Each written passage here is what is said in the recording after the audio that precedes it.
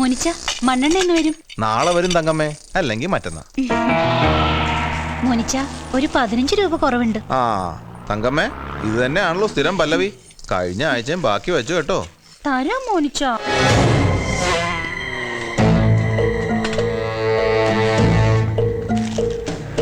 മോനിച്ച ആരാ? നിർത്ത വേണ്ട, ഒന്നുകൂടി ശരിക്കള. എത്രാമത്തെ പ്രാവശ്യത്തെ അളപ്പീരാ തന്റെ ഒടുക്കത്തെ അളപ്പിക്കല്? എന്റെ ഒടുക്കത്തെ അളപ്പല്ല, നിന്റെ അവസാനത്തെ അളപ്പാ. നിന്റെ മുതലാളി ഉണ്ടല്ലോ ടൈലർ മണി, അവനെ കൊണ്ടുവരും ഞാൻ അളപ്പിക്കും. ടൈലർ മണിയുടെ കടയല്ലേ ഇത്? അതെ. ആരാ മനസ്സിലായില്ല? അതൊക്കെ പറയാം. മണി എവിടെ ഉണ്ടാവും? ഓണക്കാലമല്ലേ, പല പരിപാടികളുണ്ട് മൂപ്പർക്ക്. കൃത്യം പറയാൻ പറ്റില്ല. ചിലപ്പോ പുതിയ ഷോറൂമിന്റെ പണി നടക്കുന്നുണ്ട്, അവിടെ ഉണ്ടാവും. എവിടെയാണ് ഈ പുതിയ ഷോറൂം? കുറച്ച് മുന്നോട്ട് പോയാൽ മതി, ഇടതുവശം. കള്ളാ കർത്താവേ, ചെകുത്താൻ! മുതലാളി വന്ന ആര് വന്നെന്ന് പറയണം. കള്ളൻ. കള്ളനോ? വെറും കള്ളനല്ല, പഠിച്ച കള്ളൻ. സൂക്ഷിച്ചോ, നിന്റെ മുതലാളി ഉണ്ടല്ലോ മണി, അതിനെ വരെ അടിച്ചോണ്ട് പോകാൻ. മത്തായി കാശ് എവിടെ? കാശോ? ഇത് ലോട്ടറി ടിക്കറ്റ് അല്ലേ? എടാ ലോട്ടറി തന്നെയാണ് കാശ്. എടാ അത് ഗുജറാത്ത് സർക്കാരിന്റെ 50 ലക്ഷത്തിന്റെ ലോട്ടറിയാണ്. നാളെ നാളെ നാളെ കേട്ടോ. ഇത് അടിച്ചാലുണ്ടല്ലോ നീ മുതലാളി, മുതലാളി നിന്റെ തൊഴിലാളി.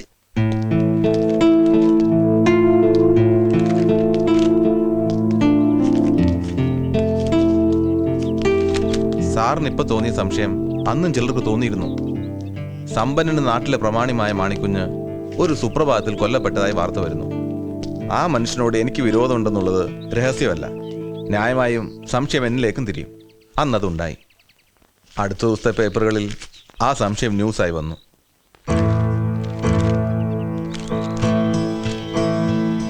അന്നെന്തോ തോന്നി, ഇതൊക്കെ ഞാൻ സൂക്ഷിച്ചതാ. അന്ന് ക്രൈംബ്രാഞ്ചോ CBI ഈ വിഷയത്തെക്കുറിച്ച് നിങ്ങളോടൊന്നും ചോദിച്ചില്ലേ?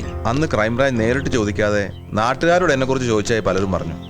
തുടർന്ന് കള്ളനെ കെട്ടിയതുകൊണ്ടാവാം. പിന്നെ ആരെയും കണ്ടില്ല. അന്ന് പേപ്പറിൽ വന്ന ന്യൂസിനും സാർ ഇപ്പൊ ചോദിച്ച ചോദ്യങ്ങൾക്കും എനിക്കൊരു ഉത്തരവേ ഉള്ളൂ.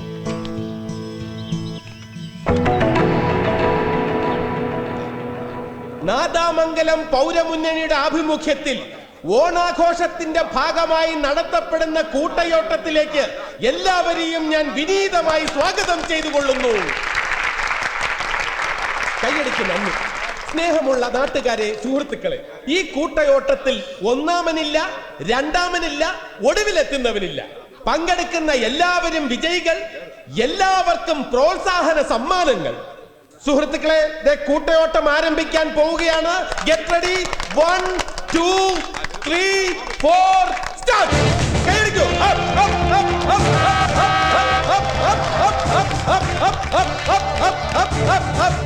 അതാ ടൈലർ മണി. നാദാമംഗലം പൗരമുന്നണിയുടെ ആഭിമുഖ്യത്തിൽ ഓണാഘോഷത്തിന്റെ ഭാഗമായി ടൈലർ മണിയുടെ നേതൃത്വത്തിൽ നടത്തപ്പെടുന്ന കൂട്ടയോട്ട മത്സരമാണ് ഇവിടെ നടന്നുകൊണ്ടിരിക്കുന്നത്. കൈയടിച്ച് ഈ കൂട്ടയോട്ട മത്സരത്തെ ടൈലർ മണി. നമസ്കാരം സാർ.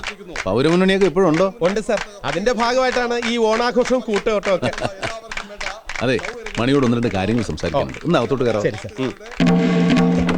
സാറിനെ കുറിച്ച് ഒരുപാട് കേട്ടിട്ടുണ്ടെങ്കിൽ നേരിട്ട് കാണുന്നത് ഇത് ആദ്യമായിട്ടാണ്. എന്താ സാർ സംസാരിക്കാനുണ്ടെന്ന് പറഞ്ഞത്? മണി ഫ്രീ ആണോ? ഈ കൂട്ടയോട്ടം കഴിഞ്ഞാൽ ഒരു 7 മണിയോടെ ഞാൻ ഫ്രീ ആവും. സാർ എവിടെയാ ഉള്ളതെന്ന് വെച്ചാൽ ഞാൻ വന്ന് കണ്ടോളാം. അത് വേണ്ട, മണി എവിടെ ഉണ്ടാവും പറഞ്ഞാൽ മതി, ഞങ്ങൾ വന്ന് കണ്ടോളാം. പഴയ കടയുടെ അല്പം മാറി ഒരു ഷോറൂം. അറിയാം, ഞാൻ അവിടെ പോയിരുന്നു. ശരിക്കും പറഞ്ഞാൽ അവിടെ നിന്നാണ് മണിയുടെ തുടക്കം. ടൈലറിംഗ് ഷോപ്പായിരുന്നു, പിന്നെ ടെക്സ്റ്റൈൽ ഷോപ്പാക്കി മാറ്റിയെന്ന് മാത്രം. ഇപ്പൊ ടൈലറിംഗ് ഇല്ലേ? ഉണ്ട് സാർ. ടെക്സ്റ്റൈൽസിന്റെ ബാക്കിലുള്ള കെട്ടിടത്തിലോട്ട് മാറ്റിയിരിക്കുക. അപ്പൊ ശരി, കൂട്ടയോട്ടം നടക്കട്ടെ. രാത്രി 10 മണി. സാർ, ഒരു സമ്മാനദാനം നടത്താൻ സമയം ഉണ്ടാവും. അതൊക്കെ മണിയാൻ കൊടുത്താൽ മതി. ഗണേഷ്. ഓക്കെ.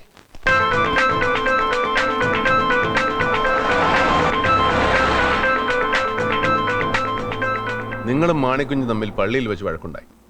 അതിനുശേഷം നിങ്ങൾ അയാളൊരു കള്ളക്കേസിൽ കുടുക്കി. ഓ സാർ, പോലീസുകാർ എന്നെ തല്ലി ചതച്ചു. അപ്പോ ന്യായമായിട്ടും നിങ്ങൾക്ക് അയാളോട് വൈരാഗ്യം ഉണ്ടായി? ഉണ്ടായിരുന്നു സാർ. തന്നോട് കടുത്ത വിരോധമുള്ള ഒരാൾക്ക് മാണിക്കുഞ്ഞ് ഇതുപോലുള്ള ചെക്ക്, അതും ബ്ലാങ്ക് ചെക്ക്, ഇനി ഏത് രീതിയിലായാലും കൊടുക്കൂ? വിശ്വസിക്കാൻ ബുദ്ധിമുട്ടുണ്ട്, അതാ ചോദിക്കുന്നത്. ഇതൊരു കുറ്റബോധത്തിൽ നിന്നുണ്ടായ പരിഹാരമാണ് സാർ. അദ്ദേഹത്തിന്റെ കുടുംബം മുഴുവൻ ഒരു ആക്സിഡന്റിൽപ്പെട്ട് ഒരുപക്ഷെ അതെന്റെ അമ്മയുടെ ശാപമാണെന്ന് തോന്നലിന്റെ പ്രായച്ചിത്തമായിരിക്കാം. ഒരിക്കലും ഒരു അവകാശവും പറഞ്ഞ് ഞാൻ അവിടെ പോയിട്ടില്ല. അദ്ദേഹം ആളെ വിട്ട് പല പ്രാവശ്യം നിർബന്ധിച്ചുകൊണ്ടാ ഞാൻ അന്ന് പോയത് തന്നെ. സംഭവിച്ചതെല്ലാം മറക്കണം, പൊറുക്കണം. ഞാൻ ഇവിടെയുള്ളതെല്ലാം വിറ്റുപിറക്കി ഊട്ടിയിലോ മറ്റോ സെറ്റിൽ ചെയ്യാൻ പോവുകയാണ്. അതിനു മുമ്പ് ഒരു കടമ തീർക്കാനുണ്ടെന്ന് പറഞ്ഞിട്ടാ ഇഷ്ടമുള്ള തുക എഴുതിയെടുത്തോളാൻ പറഞ്ഞ് ഈ ബ്ലാങ്ക് ചെക്ക് എന്നെ ഏൽപ്പിച്ചത്. എന്നിട്ടെന്താ പിന്നെ ഈ ചെക്ക് ഉപയോഗിക്കായിരുന്നത്? നിർബന്ധിച്ചതുകൊണ്ടാ ഞാനത് വാങ്ങിയത്. പിന്നെ എന്തോ ഒരു അഭിമാനക്കുറവ് തോന്നി വേണ്ടാന്ന് വെച്ചു. മോനിച്ചന്റെ കല്യാണം കഴിഞ്ഞോ? കഴിഞ്ഞു. ഒരു കുഞ്ഞുണ്ട്. പക്ഷേ അവരിപ്പോൾ അവരുടെ വീട്ടിലാ. എന്താ അപ്പോഴേക്കും ഡൈവേഴ്സ് ആയോ? അതല്ല സാർ, ഒരാഴ്ച നിൽക്കാൻ പോയതാ. മാണിക്കുഞ്ഞിന്റെ സ്വത്തുക്കൾ മുഴുവൻ വാങ്ങിച്ചത് പാർട്ട്നേഴ്സ് ആണല്ലോ. അതിൽ പലർക്കും അഭിപ്രായ വ്യത്യാസമുണ്ട്. മോനിച്ചനോ? അന്ന് മാണിക്കുഞ്ഞെന്നെ വീട്ടിലേക്ക് വിളിപ്പിച്ച ദിവസം ഈ സ്വത്ത് വിൽപ്പനയെ കുറിച്ചുള്ള സംസാരം അവിടെ നടക്കുന്നുണ്ടായിരുന്നു. സ്വത്തുക്കൾ മുഴുവൻ വാങ്ങാൻ പാർട്ട്നേഴ്സിന് താല്പര്യമുണ്ട്. പക്ഷേ മാണിക്കുഞ്ഞിന് അവർ പറഞ്ഞ വില തീരെ പോരാ. തുടർന്ന് ഞാനുമായി സംസാരിച്ചപ്പോൾ സ്വത്തുക്കൾ അവർക്ക് വിൽക്കുന്നില്ലെന്നും പറഞ്ഞു. പക്ഷേ ഇപ്പൊ സ്വത്തൊക്കെ അവരുടെ കയ്യിലായി. അന്നത്തെ ചർച്ചയിൽ എല്ലാ പാർട്ട്നേഴ്സും പങ്കെടുത്തിരുന്നു? പാർട്ട്നേഴ്സ് ആരും ഉണ്ടായിരുന്നില്ല സാർ. പിന്നെ അവരുടെ മധ്യസ്ഥനായി ബാഹുലേന ഉണ്ടായിരുന്നത്. ആരായി ബാഹുലേൻ? ബാഹുലേന അവരുടെ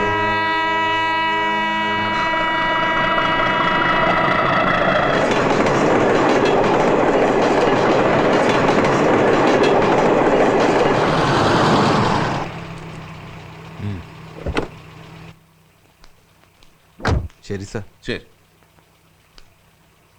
ധാരാളം സ്വത്തുക്കളുള്ള മാണിക്കുഞ്ഞ്, അനുഭവിക്കാൻ ആകെ ബാക്കി വിധവയായ ഒരു മരുമകൾ മാത്രം. പിന്നെ ഉള്ളതാ ഇല്ലീഗലാണെങ്കിലും സ്വന്തം രക്തത്തിൽ പറഞ്ഞ ഈ മകൻ. ബ്ലാങ്ക് ചെക്കിന് പകരം എന്തെങ്കിലും സ്വത്ത് എഴുതി വെച്ചുകൂടായിരുന്നോ? അതിപ്പോ സ്വത്താവുമ്പോ മകൻ സ്വീകരിച്ചെങ്കിലോ? ചെക്കായതുകൊണ്ടല്ലേ അഭിമാനക്കുറവുണ്ടായത്. അച്ഛൻ ചെക്ക് വെച്ചതാണോ മകൻ അച്ഛനിട്ട് ചെക്ക് വെച്ചതാണോ ആർക്കറിയാം സാർ.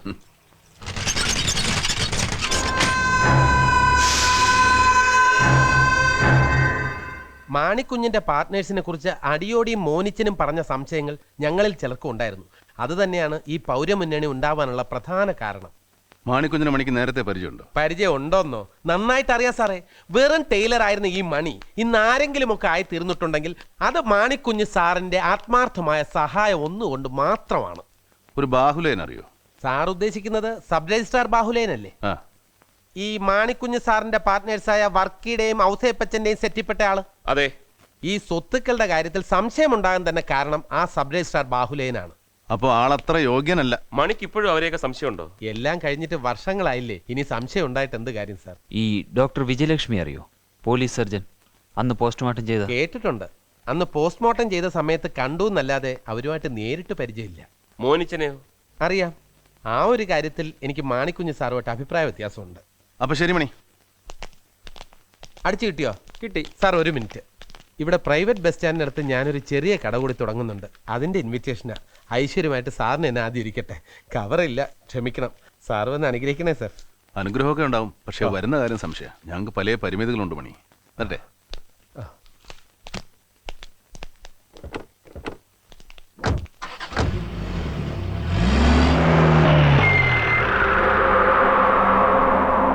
നമസ്കാരം സാർ. സാറിന് വീണ്ടും ഇങ്ങോട്ട് ട്രാൻസ്ഫർ ആയില്ലേ? ടൈലറിംഗ് ഷോപ്പൊക്കെ മാറ്റി ഷോറൂം ആക്കാൻ പോകുന്നല്ലേ? അതെ സാർ. അതിരിക്കട്ടെ, ആ പട്ടൻ എന്തിനാ ഇപ്പൊ തന്നെ കാണാൻ വന്നത്? അന്ന് സാറും ക്രൈംബ്രാഞ്ചും CBI ഒക്കെ ചോദിച്ച ചോദ്യം അവർ വീണ്ടും എന്നോട് ചോദിച്ചു. എന്താണ് പൗരമുന്നണി ഉണ്ടാക്കാൻ കാരണമെന്ന്. അന്ന് നിങ്ങളോടൊക്കെ പറഞ്ഞ അതേ മറുപടി തന്നെ ഞാൻ ഇപ്പോഴും പറഞ്ഞു. ആ കേസ് ഇനി എന്തന്വേഷിക്കാൻ ചോദിച്ചില്ലേ താൻ? CBI അല്ലേ? ഞാൻ ചോദിച്ച എന്തെങ്കിലും വിട്ടു പറയോ? അവരെന്തെങ്കിലും അന്വേഷിക്കട്ടെ എന്ന്. അതുപോട്ടെ, സാറിന് എന്താ ഒരു ടെൻഷൻ പോലെ?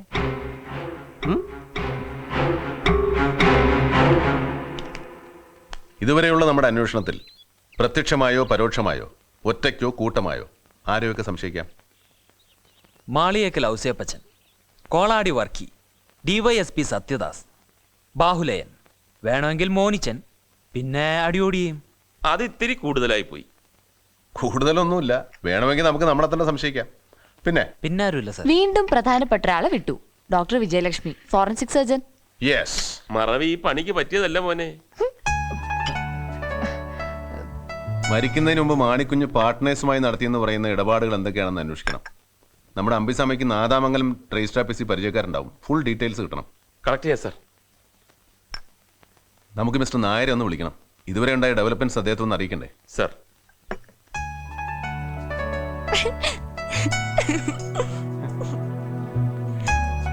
എക്സ്ക്യൂസ് മീ, ദയവേത് സാറിന്റെ മുമ്പിൽ വെച്ച് ഇനി ഇതുപോലെ പറയരുത്. അതിന് ഞാൻ നുണയൊന്നും പറഞ്ഞില്ലല്ലോ. സത്യവും പറയരുത്. എന്റെ കോൺഫിഡൻസ് ആകെ പോവും. ശരി, പറയില്ല. Thank you. എന്നാലും ഇങ്ങനെ മറക്കാൻ പാടില്ലല്ലോ. എനിക്ക് ഇവിടെ വരുമ്പോ മാത്രമായി മറവി. മറവി മാത്രല്ല, ഈ വിറയലും വിയർക്കലും ഒക്കെ ഇവിടെ വരുമ്പോ മാത്ര. നിങ്ങളാ കാരണം. സോറി, എനിക്ക് പേരറിയില്ല. ഇതുവരെയായിട്ടും അറിയില്ല. ഞാൻ ആരോടും ചോദിച്ചിട്ടില്ല. എന്റെ പേര് രചന. ഇനി ഞാൻ മറക്ക മാട്ടെ.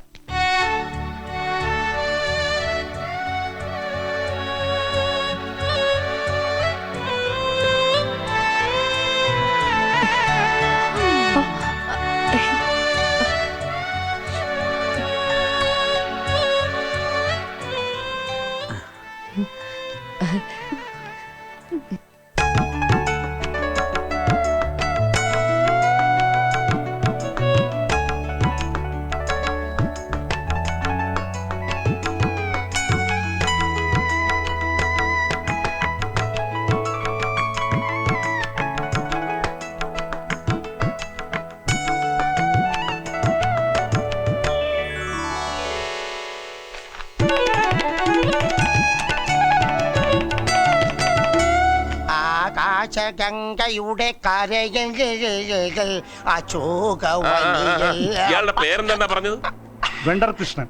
വെറും വെണ്ടറല്ല, ചെറുശ്ശേരി വെണ്ടർ കൃഷ്ണൻ.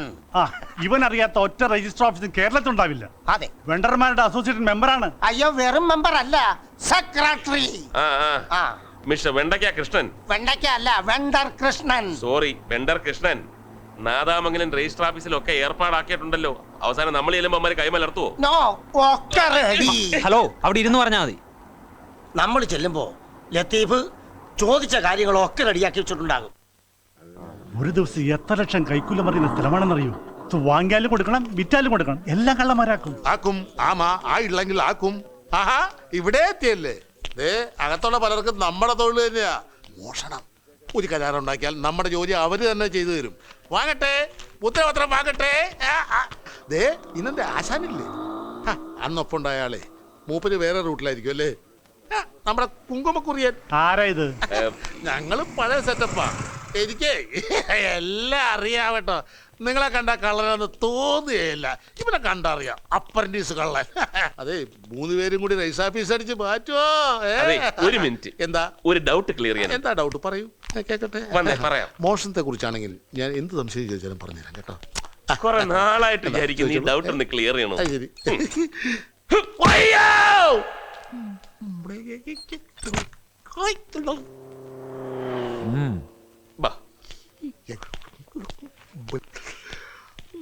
അപ്പൊ എല്ലാം പറഞ്ഞ പോലെ എന്തോന്ന് സ്വന്തം കാര്യം നോക്കി ജീവിക്കണം. Very good. ഇതാ ലത്തീഫ് സാർ, LD ക്ലർക്കാ. ഇത് ചാക്കോ സാർ. മനസ്സിലായി. നമുക്ക് അകത്തോട്ടിരിക്കാം. ചെല്ലാട്ടെ. തടിച്ചു ഉയരാതെ പമ്പർ 1, തെറിച്ചു പല്ല് 2. നാളെ നാളെ നാളെ. പല സർവേ നമ്പറുകളിലായി കെട്ടിടങ്ങൾ, തെങ്ങിൻതോപ്പുകൾ, വെറും ഭൂമി, ഷോപ്പിംഗ് കോംപ്ലക്സ് എല്ലാം ഉൾപ്പെടെ 9 ഡീൽ മാണിക്കുഞ്ഞ് പാർട്ട്നേഴ്സിന്റെ പേരിൽ കച്ചവടം ചെയ്തിട്ടുണ്ട്. ഈ ആധാരമൊക്കെ ക്രമത്തിലാണോ നടന്നിരിക്കുന്നത്? സ്റ്റാമ്പ് ഡ്യൂട്ടി ലാഭിക്കാനായിട്ട് വില കുറച്ച് കാണിച്ചതൊഴിച്ചാൽ എല്ലാം ക്രമത്തിലാണ്. ഇനി അതിനൊക്കെ അപ്പുറം എന്തെങ്കിലും കൃത്രിമം നടന്നിട്ടുണ്ടെങ്കിൽ അത് കണ്ടുപിടിക്കാൻ നിങ്ങൾക്കേ കഴിയൂ. നടന്ന പ്രമാണങ്ങളുടെ എല്ലാം ഡീറ്റെയിൽസ് ഇതിനകത്തുണ്ട്. ഒരു തരത്തിൽ പറഞ്ഞാൽ ഈ കച്ചവടത്തിലൊക്കെ ഇൻഡയറക്ട്ലി പാർട്ട്ണറാണ് ബാഹുലേൻ. ഉദാഹരണത്തിന് അതിൽ ഐറ്റം നമ്പർ 5 സൂര്യ ഷോപ്പിംഗ് കോംപ്ലക്സ്. ഉദ്ദേശം 3-3.5 കോടി രൂപ വിലമതിക്കുന്ന പ്രമാണത്തിൽ കാണിച്ചിരിക്കുന്ന വില വെറും 1 കോടി. വാങ്ങിയ ഉടൻ മറിച്ചു വിറ്റിട്ടുണ്ട് 1 കോടി 5 ലക്ഷത്തിന്. വാങ്ങിയത് ബാഹുലേന്റെ ബിനാമി, അയാളുടെ അനിയത്തി സത്യഭാമയുടെയും ഭർത്താവ് ശാർങ്കധരന്റെയും പേരിൽ. അന്ന് അതിനെ ചൊല്ലൊരു വിജിലൻസ് കേസ് ഉണ്ടായി. അതൊക്കെ ഏത് ചവറ്റുകെട്ടെ പോയെന്നുള്ളത് കർത്താവിന് പോലും അറിയില്ല. അയാൾ പഠിച്ച കള്ളനാണ് സാർ. കക്കാനും അറിയാം, നിൽക്കാനും അറിയാം.